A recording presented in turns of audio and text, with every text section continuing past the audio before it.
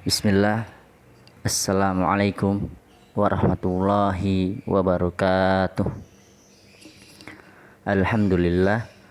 Wassalatu wassalamu ala rasulillah wa ala alihi wa sahbihi wa man tabi'ahum bi ihsanin ila yaumiddin, amma ba'd.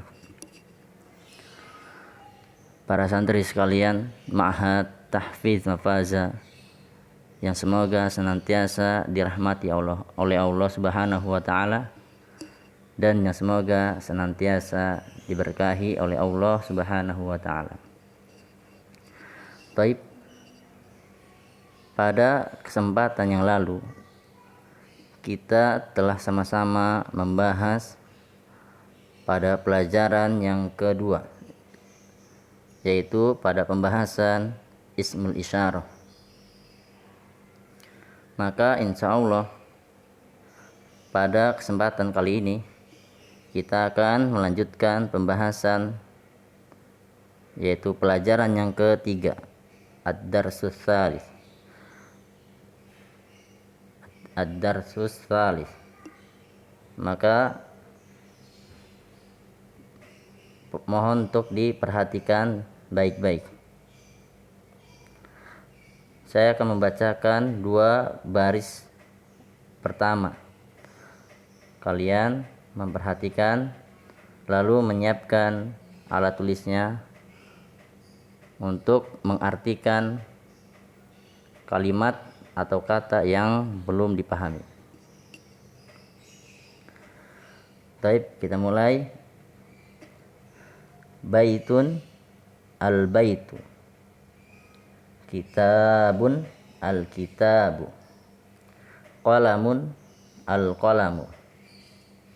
Jamalun, al-jamalu. Pada dua baris awal atau dua baris pertama ini, dalam kaidah bahasa Arab, ini disebutnya ism. Ini disebutnya ism. Ism menurut keumuman dan kekhususannya maka terbagi menjadi dua. Yang pertama adalah ismun nakirah atau ism nakirah. Sedangkan yang kedua adalah ismul ma'rifah atau isim ma'rifah. Apa itu isim nakirah dan apa itu isim ma'rifah? Isim nakirah adalah setiap isim yang menunjukkan pada makna yang tidak ditentukan atau makna umum. Itu pengertian dari isim nakirah. Adapun isim ma'rifah adalah setiap isim yang menunjukkan pada makna yang ditentukan atau makna khusus. Jadi isim nakirah ini dengan isim ma'rifat saling berlawanan, atau dalam artian isim ma'rifat lawan dari isim nakirah. Maka kita lihat pada dua baris awal ini. Di situ terdapat ism nakirah dan terdapat pula ism ma'rifah.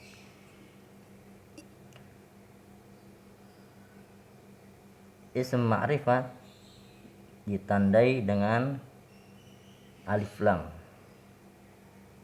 sedangkan isim nakirah tidak ada alif lam. Maka kata baitun ini dia disebutnya isim nakirah, yang mana maknanya adalah, artinya adalah rumah.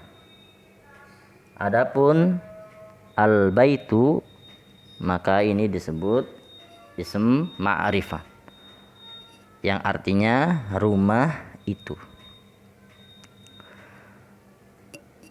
Jadi Kedua kata ini terlihat mirip, akan tetapi berbeda dari segi penulisan ataupun dari segi maknanya. Penulisannya jelas berbeda. Ism nakiro dia tidak memiliki alif lam. Adapun ism ma'rifat dia memiliki atau menggunakan alif lam. Tapi dalam kaidah bahasa Arab, setiap yang ada alif lam maka dia harokat terakhirnya tidak boleh tanwin. Maka di sini dituliskan al-baitu, bukan al-baitun. Saya ulangi lagi, maka di sini dituliskan al-baitu bukan al-baitun. Sedangkan yang baitun ini menggunakan tanwin karena dia tidak memakai alif lam. Ya. Oke, saya terjemahkan. Baitun rumah. Al-baitu rumah itu. Kitabun kitab atau buku cetak.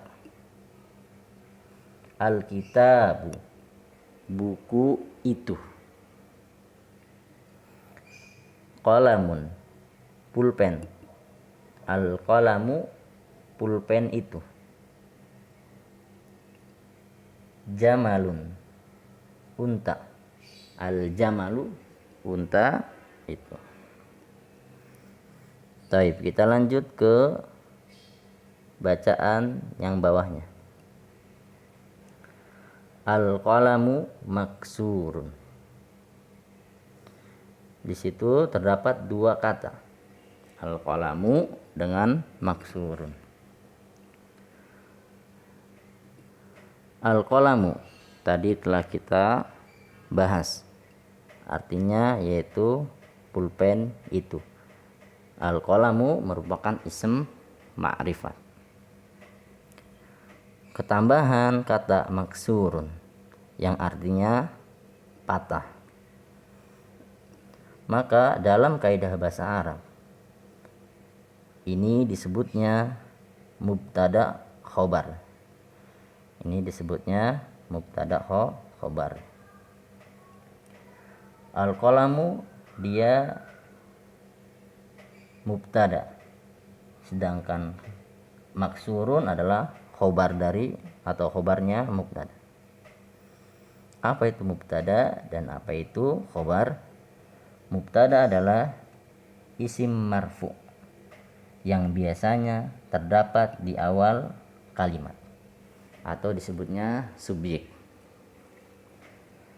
Sedangkan khobar adalah sesuatu yang dapat menyempurnakan makna mubtada atau disebutnya predikat. Dan isim marfu adalah isim yang baris akhirnya ditandai dengan dhammah atau isim yang harokat akhirnya ditandai dengan dhammah. Itu isim marfu. Maka jelas dan kita bisa memahami bahwa maksurun di sini adalah penyempurna makna dari al-qalam, yang mana al-qalamu adalah maknanya pulpen itu. Maka dengan adanya maksurun disempurnakan maknanya, dijelaskan bahwa pulpen itu patah. Ya, jadi al-qalamu maksurun artinya pulpen itu patah. Silakan kalian lihat gambar di samping, ada gambar pulpen yang patah. Kemudian kita lanjut yang bawahnya, yaitu al-babu maftuhun. Al-babu maftuhun. Ini sama dengan al-qalamu maksurun, yaitu mubtada khobar. Mubtada khobar. Maftuhun yaitu khobar yang menyempurnakan makna dari al-babu. Al-babu artinya pintu itu. Maftuhun artinya terbuka. Jadi diterjemahkan Al-babu maftuhun artinya adalah pintu itu terbuka. Kemudian kita lanjut ke kalimat bawahnya.